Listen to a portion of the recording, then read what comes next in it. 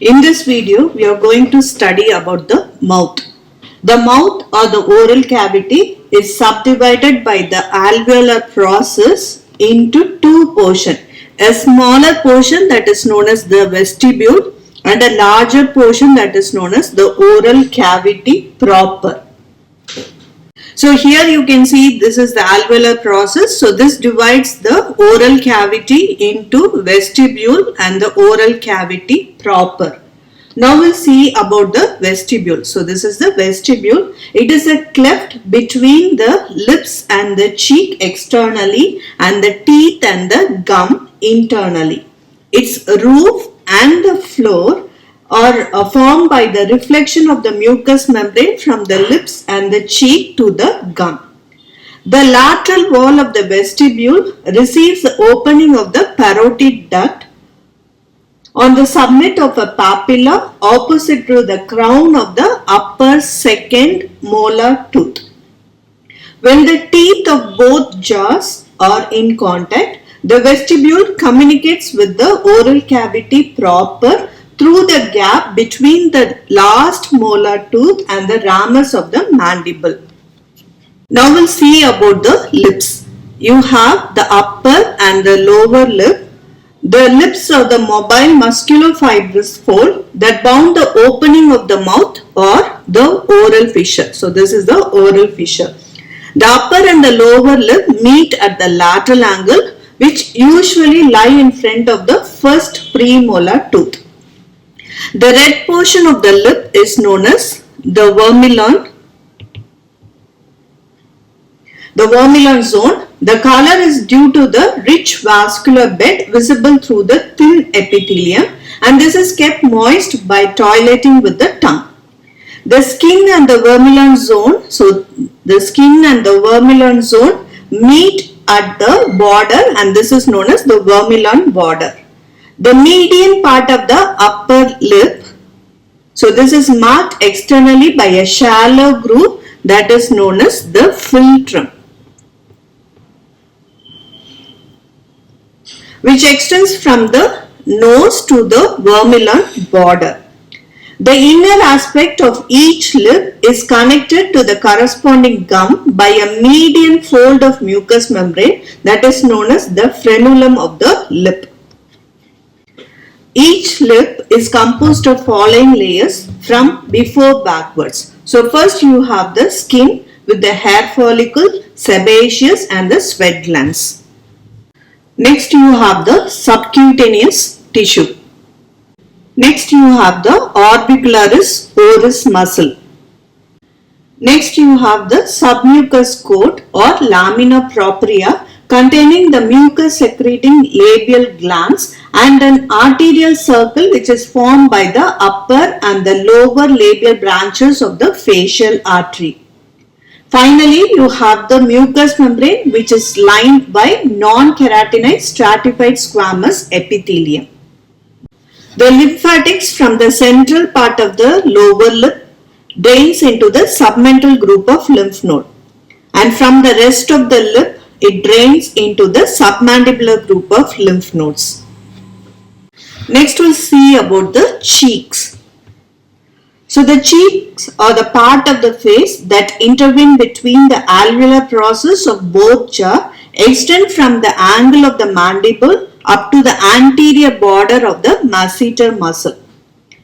In structure, the cheek resembles the lip and consists of following layers from outside inwards.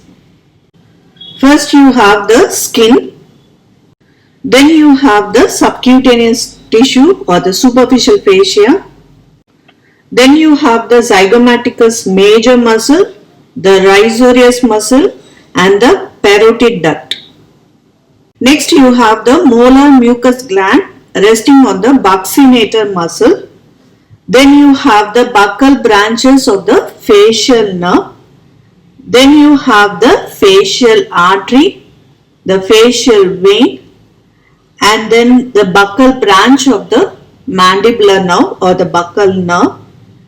And then you have the buccal pad of fat which is more abundant in infants lying on the buccinator muscle and extending in the interval between the buccinator and the masseter muscle. Next you have the buccinator muscle, which is covered by the buccopharyngeal fascia, and it is pierced by the parotid duct and the ducts of the molar glands. And deep to this you have the submucous coat containing the mucus secreting buccal glands, and deep to that you have the mucous membrane, which is lined by non-keratinized stratified squamous epithelium. The lymphatics of the cheek are drained into the submandibular group of lymph node and also into the preauricular group of lymph node, sometimes into the buccal and the mandibular nodes also. Next we'll see about the gums or the gingivae. The gums are composed of dense fibrous and the vascular tissue, and it is lined by thinly keratinized stratified squamous epithelium. Each gum presents a free and the attached margin. So this is the free part. So the free part surrounds the neck of the tooth and extends up to the clinical crown. Here the fibrous tissue is continuous with the periosteum of the alveolar socket, the periodontal membrane, and the attached part is firmly fixed to the alveolar processes of the mandible and the maxillae. The nerves for the upper gum are derived from the maxillary nerve through the anterior, middle and the posterior superior alveolar nerves, and also by the greater palatine and the nasopalatine nerve. The nerves for the lower gum are derived from the mandibular nerve, which is derived through the inferior alveolar, lingual and the buccal branches. The lymphatics from the anterior part of the lower gum drains into the submandibular group of lymph nodes. Now we'll see about the oral cavity proper. It presents the following boundaries in front and on each side. It is bounded by the alveolar arches of both jaws, teeth and the gum. Behind, the oral cavity proper communicates with the oropharynx through the oropharyngeal isthmus. So this oropharyngeal isthmus is bounded above by the soft palate, below by the dorsal surface of the posterior one-third of the tongue, on each side by the palatoglossal arch. The roof of the oral cavity proper is formed by the palate, and the floor is largely occupied by the tongue, which rests on the floor of the mouth. The floor of the mouth is contributed by the mylohyoid muscle of both sides. So this forms the diaphragma oris.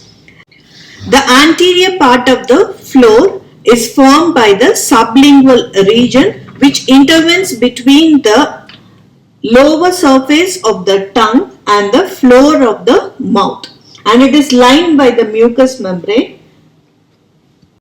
The sublingual region presents the following features. You have the frenulum of the tongue. So this is the frenulum of the tongue. It is a median mucous fold connecting the tongue to the floor of the mouth. Then you have the sublingual papillae. So this is the sublingual papillae or the sublingual caruncle is an elevation on each side of the lower end of the frenulum where the submandibular duct opens. Next you have the sublingual fold. So this is the sublingual fold. So this sublingual fold overlies the sublingual gland and extends laterally backwards from the sublingual papilla. A few ducts of sublingual glands open on the edges of the fold.